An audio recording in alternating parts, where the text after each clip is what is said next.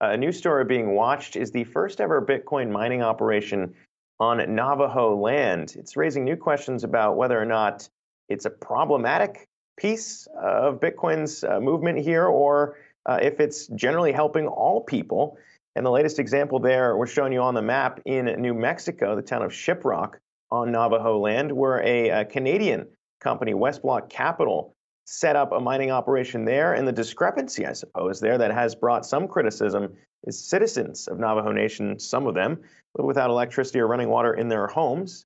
And some might point to this as a potential problematic use of energy on the land. But for more on that, I want to bring on the site manager for that first ever Bitcoin mining operation on Navajo land here. Kennette Phillips joins us right now alongside Yahoo Finance's crypto reporter David Hollerith here with us as well. And Ms. Phillips, appreciate you coming on here to chat with us because, as we've discussed, a lot of these Bitcoin mining operations use energy that might otherwise not be used. In this example, solar power, I believe, is what's powering this. But talk to me about what you've seen there and I guess how it's helping or hurting.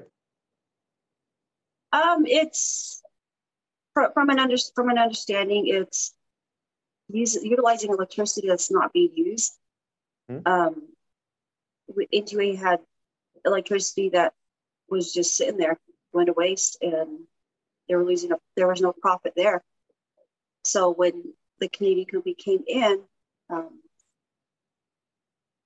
Intuit found a way to make money and make a profit out of it.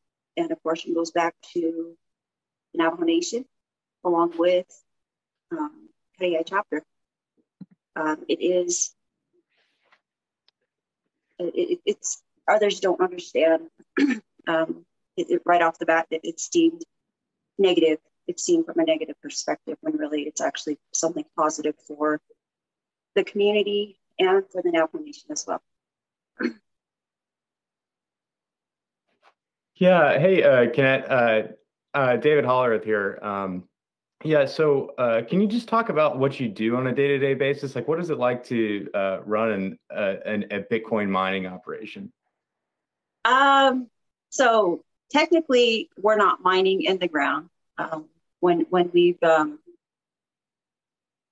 what we do is we get to site, we take our daily power readings, do what we call a walkthrough to check on each machine in the containers and the buildings, make sure they're running. If it's not running, we'll correspond with our technical and operations specialists from Canada, and we'll figure out what the next steps are as far as diagnosis and such to make the repairs.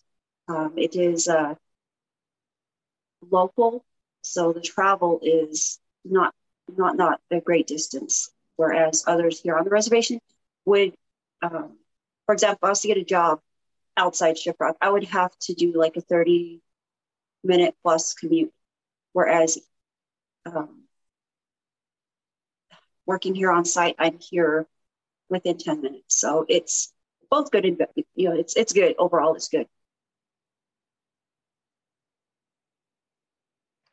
Yeah, I guess the next thing I was going to ask too is how I guess it sounds like the power that you draw from this operation is not necessarily in the same place where people on the reservation do not have access to power. And I was just sort of curious if you could sort of explain that more. So there are a lot of misconceptions. It's living on the reservation is completely different compared to living off the reservation. There are a little bit more guidelines and restrictions in place in order for individuals who do not have electricity. For example, number one, it could be they are out in the middle of the reservation.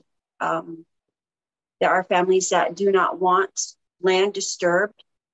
There are, and it goes back to cost. It's remote, but here in Shiprock, I once worked for the local chapter, and there are a couple of things that an individual must meet in order to have utilities, and sometimes they do not meet certain criteria, and it's unfortunately that's just how the Navajo Nation has their rules in place in order to get the electricity. It's not that they are flat out denied. For example, we are allotted 1 acre of land with an understanding that we are enrolled members of the Navajo Nation. We do not pay taxes. Now, if we were to move and relocate to off reservation, then we would pay state taxes. Mm-hmm. We don't pay state taxes. So there are different, there is a big difference there, living on the reservation and not living on the reservation. Yeah, and these things are not, these things are not set up the way someone would want it set up. It all goes back to Winter Rock. It's all very interesting to see this all play out too, in the way that like you said, energy that may have been untapped there, and now other questions around the taxes and things too. But interesting to see it play out, and interesting to have you on to chat about the first site manager for the first Bitcoin mining operation on Navajo land. Appreciate you joining us here, Kennette Phillips, alongside Yahoo Finance's David Hollerith.